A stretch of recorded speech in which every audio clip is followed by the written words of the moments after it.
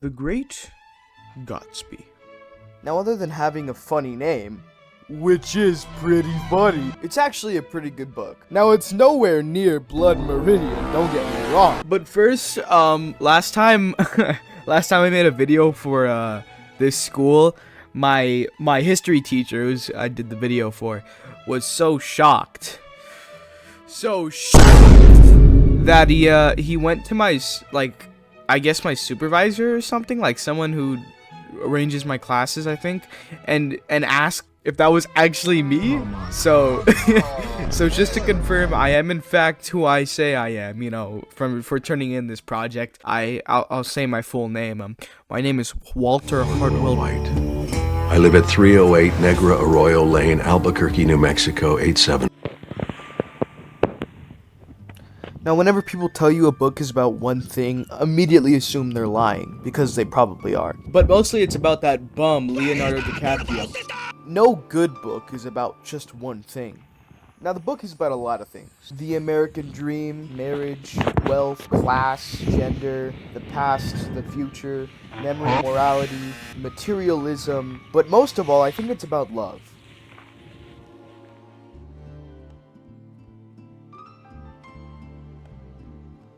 Okay, I'm working off of kind of a jerry-rig system here. I got my camera from my computer. I know it looks really bad. I don't have a better one. I could have used my phone, but no.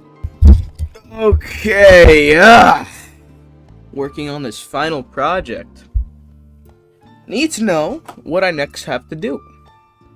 Oh, I think I did that. Provide a short biography of the author, 3 to 5 facts. Highlight how the author's life or context influenced the novel. Add a visual symbol that represents the author's legacy. Well, that won't be too difficult. This guy had the craziest life! Oh, why does this look like 10 times better? What the hell? From a really young age, he knew he wanted to write. Around 13, he started drinking. He met a woman named Jennifer King, fell in love, and was promptly rejected by her father. He said, "Poor boys shouldn't think of marrying rich girls." Rich girls don't marry poor boys. He was later the inspiration for Daisy Buchanan in The Great Gyattsby. Saddened by this, he went to go and try and become a World War I statistic, where he started writing his first novel. When he was sent to Alabama, where he met Zelda, the war ended before he was deployed. Zelda said she wouldn't marry him until he was financially secure. He tried and tried and tried again to get some of his stories published, but he only ended up selling one, Babes in the Woods, for $30. And Zelda called off the marriage proposal because she thought he was a bum. So after this, he thought about jumping out of a window and carrying around a loaded revolver with him at all times. But then he decided, no, I'm cool. I have aura. So he revised a book called This Side of Paradise, and that was a huge success. The marriage was back on the menu. Later, he said to a friend, "I wouldn't care if she died, but I couldn't stand to have anybody else marry her." Then he married her. Weirdo. They partied hard. One time he wrote, "I began to bawl because I had everything I wanted, and I knew I would never be this happy again." Then Zelda got pregnant. The Beautiful and the Damned came out, which was loosely based on his and Zelda's shallow experience, partying and existing in the world that they were in. He moved to Long Island, and he moved to where he would call in his book West Egg, and started work on The Great Gyattsby. Here's another quote. "The whole point of Gyattsby is the unfairness of a poor young man not being able to marry a girl with money. This theme comes up over and over again because I lived it." Then they moved to Paris. Then Zelda fell in love with someone else. Then she asked for a divorce. Scott promptly locked her in a room, stormed off to find the guy, but he had already left for pastures anew. Then Zelda overdosed on sleeping pills. The Great Gyattsby was published, and it kind of flopped. Fritz later described Zelda as insane. Subtle foreshadowing, adding that she would taunt him about things like his stature, his courage, and his average size. Zelda would strip in front of people.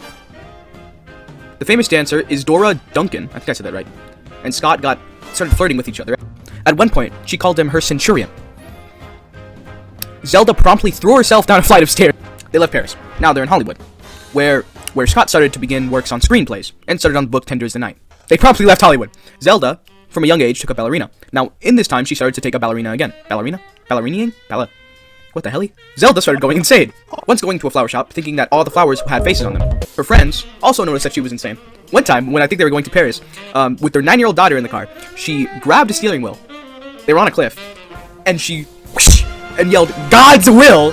over and over again until they almost fell off the cliff. They didn't. Plot protection, I don't know. Then became friends with the Monterey lesbian community. I mean, okay, but you're like married? Eventually, after collapsing, she was committed to a sanatorium, Mouse Mason? I don't know, it's French. And in which she declared her love for Generovia? I don't know, some random woman.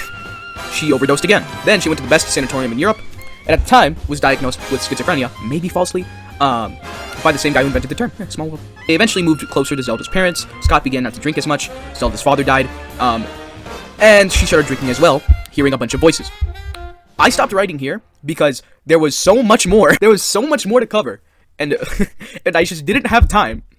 And I kid you not, Zelda is in fact the inspiration for Princess Zelda from Legend of Zelda. I can't make this up.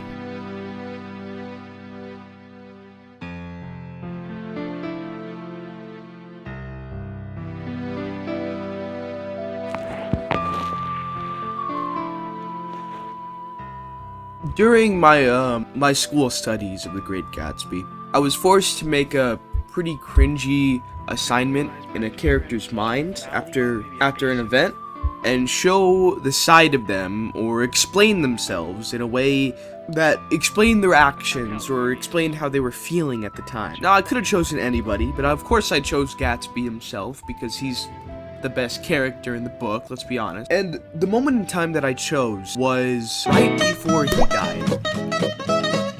And I chose to make him realize what love was really about. Now, this is heavily inspired by Evangelion. Oh my god, oh, hell no, man. If you've never seen Evangelion, don't. Just don't. Just don't. Evangelion is undeniably a story about love. Among other things, it's about love, okay? Evangelion is undeniably a story about love. One of the messages of Evangelion, and one of the more important ones, about love, is that love is someone you want, not someone you need. Alright, so my original plan for this was to, actually act it out, and I did record my entire, take of this.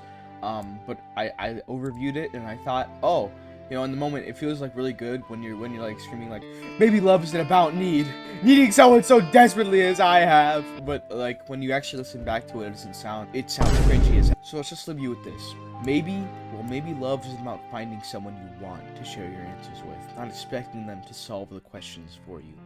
Maybe you should love someone you want, not someone you need. And then it ends with Gatsby being shot in the face. Alright, quick intervention here. I really do not have enough time to finish this video. I'm just gonna go ahead and, my teacher. Oh, that actually worked? Huh. Gatsby's idea of love is very idealistic and obsessive in nature. Gatsby is not in love with Daisy as she is truly, if that makes sense, but with the dream of her, the symbol of perfection. For him, the idea of success is Daisy herself. The money, the time, the parties. He is in love with the past, even just a brief memory of her. It's kind of tragic, because when he finally succeeds in finding her, he finds out the hard way that she's a human. He's possessive and obsessive. That rhymed. Gatsby refuses to accept that Daisy has moved on from him, and of course married Tom. He insists that she never loved Tom, which shows how deeply and truly trapped he is in this fantasy. He also is a sort of embodiment of the illusion of the American dream. He believes he can have it all: success, status, love. But his dream is built on lies, and in the end, his version of love is not strong enough to overcome reality. Daisy, at the end of the day, chooses security over Gatsby. What happened to sex is kind of Gatsby's love is grand, idealistic, tragic. It reveals both his capacity for hope and his inability to see the world as it really is. Gatsby's version of love represents the central theme of the novel, and my favorite part of the novel, at least. Love is not about need, and needing someone isn't loving them.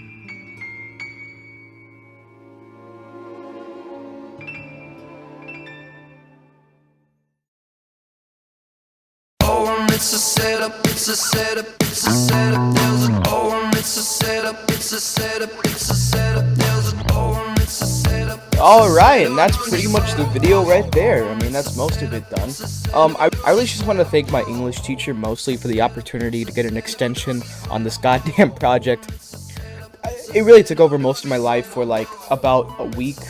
I started working on it Wednesday. Okay, alright. I know that sounds bad, but I meant to work on it a lot sooner, right? I really did. If you haven't read The Great Gatsby, I kind of recommend it. I mean, you're probably gonna read it in high school anyway, so don't listen to me, but I really did want to watch the Great Gatsby movie for this, just to refresh my mind a bit on the sort of events, but it's not on any streaming service.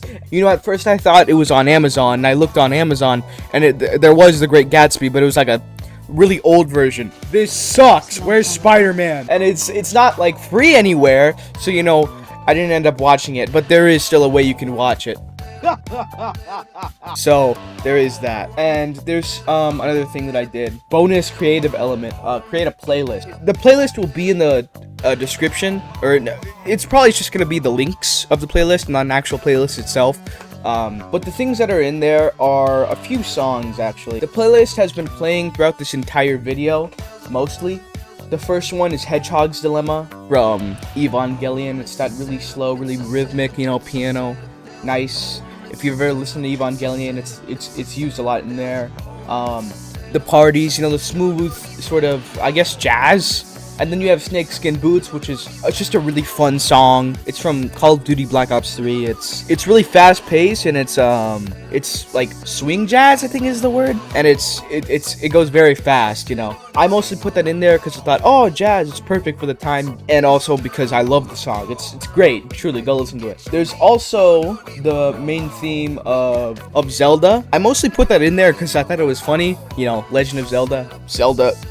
But it is a really nice song. And then there's the setup, which is currently playing right now. This is again to show the partying of the time, and mostly because it's a really fun song. It's from GTA. It's made by, if I remember correctly, the Favored Nations. But there is one song that I did not include in this video for more than two reasons. Number one, it's copyright, and number two, it is a very messed up song that like is not very fun to listen to. It's from End of Ava, and if you've ever seen that movie, Jesus Christ. It's not I didn't include it in the video. And if you go listen to it, you'll understand why. The song is called Komm Susser Todd? Komm Susser? I think that's German, which translates to Come Sweet Death. It's not a good song, but if you want to go listen to it, go listen to it. It's wow. A lot of the recording that you see in the background of landscapes, or I think the current one that you just saw, which was a river and a dog, was filmed from me going to a ranch in Tijuana. It's one of my favorite places on earth because of how beautiful it is, and that's what it is. That's what the background was. I put it in here mostly because I needed background footage. That's like always one of my biggest struggles when making these kinds of videos, is background footage. It's a beautiful place, so I thought that I put it in the background. All the credits and people's stuff I used will be in the description as well. Alright, I'm about to turn in this project in like 2 seconds, but here's a little side note for you. My teacher has a channel. It will be linked in the description as well. I'd recommend you go watch it. This is my teacher's channel. Oh shoot. Bro, you watched it 5 months ago. That's like the exact same time I watched it for the first time. I might actually watch this whole video. I'm not even gonna lie. Yeah, that was a really good episode. Crazy how we got into anime about the same time. I mean, look, 5 months ago I got into like definitely the same time.